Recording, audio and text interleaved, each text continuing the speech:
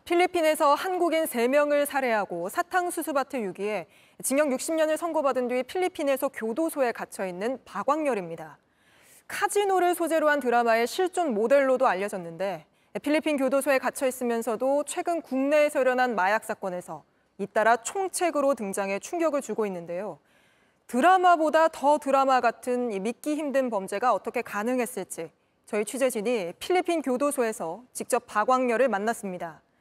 자신을 임꺽정과 홍길동에 비유하며 마약 사업을 크게 하겠다, 전화 한 통이면 다 된다는 식으로 말했는데 먼저 최강일 PD가 단독 보도합니다.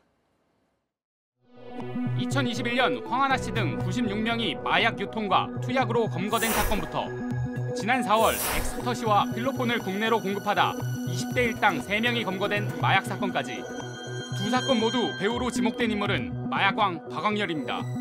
2016년 필리핀에서 한인 3명을 잔인하게 살해하고 사탕수수밭에 유기해 지금도 교도소에 있는 박광렬. 어떻게 마약을 유통했을까? JTBC는 반년이 넘는 취재 끝에 필리핀 법무부 허가를 받아 현지 교도소에서 복역 중인 박광렬을 직접 만났습니다. 구매자가 없으면 어떻게 팔 거예요, 그죠?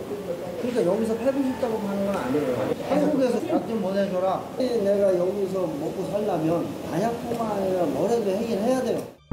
2년 전 마약 사건의 국내 총책으로 검거된 바티칸 킹덤은 사실상 막내에 불과하다고 말합니다. 바티칸은 사실 이제 막내고, 막내예요, 막내가. 막내만 잡힌 거예요, 그러면? 네. 그러니까 살겠다고 찾아와서 내가 이거 하는데 그래 해봐 하고 줬다고 쳐요. 여기서 일리 줬어. 그럼 다 이제 써먹어갖고 당연히 이제 대가리를 욕하죠, 그죠? 나는 다 이해해요. 하지만 정작 자신은 죄가 없다며 황당한 주장을 펼칩니다. 그러니까 이렇게 보면 돼요. 삼성 핸드폰 쓰시죠, 그죠?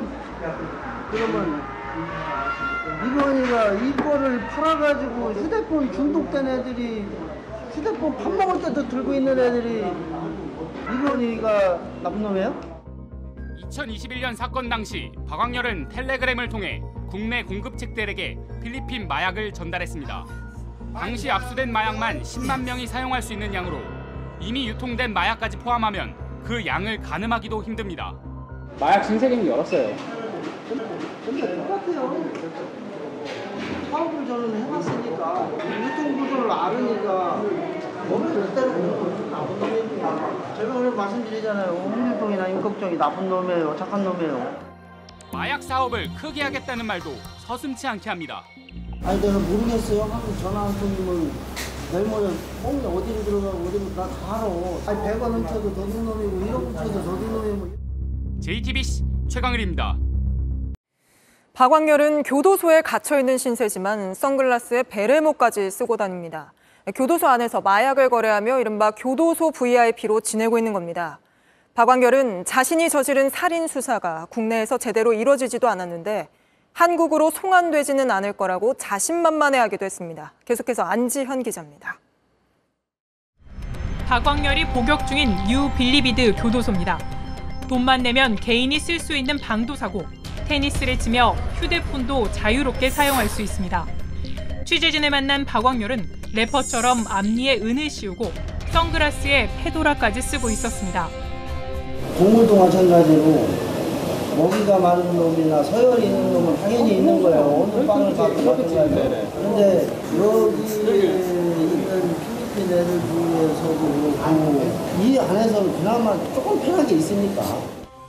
3명을 살해한 후 사탕수수밭에 유기한 범죄에 대해서도 부인은커녕 다시 돌아가도 똑같이 할 것이라고 했습니다. 반성 같은 거 좀 하세요? 아니요. 난 내가 한 일 했다고 생각해. 나하고 같이 공범이었던 철수도 마찬가지고. 거기 30년 받았잖아요. 네. 그거는 가슴이 아픈데. 가면 그래서 30년이죠. 네. 아무튼 간에 그런 욕심이 있는데 그때로 돌아간다고 해도 저는 별로 실제 사탕수수밭 살인 공범은 30년형을 선고받고 국내 교도소에 수감돼 있지만 본인은 필리핀 교도소에서 마약 사업가처럼 지내고 있는 겁니다. 한국에 선생님 송환되고 싶은 마음도 없으시죠? 소환되고 싶은 거보다도요. 뭘까요? 왜냐면 난 증거가 없어. 내가 마약판 증거 있어요? 없죠. 조사를 한 번도 못 해봤으니까. 아니 상식적으로 생각해도 100%라는 게 어딨냐고 증거가 없어요. 죽인 건 맞잖아요. 아유, 그렇게 물어보면은 저는 더 이상 할 얘기가 없어요. 심지어 자신이 입을 열면 한국 검사들이 다친다는 말까지 꺼냅니다. 말 하면 한국 뒤집어져. 왜? 검사부터 옷 벗는 놈들도 많을 거야.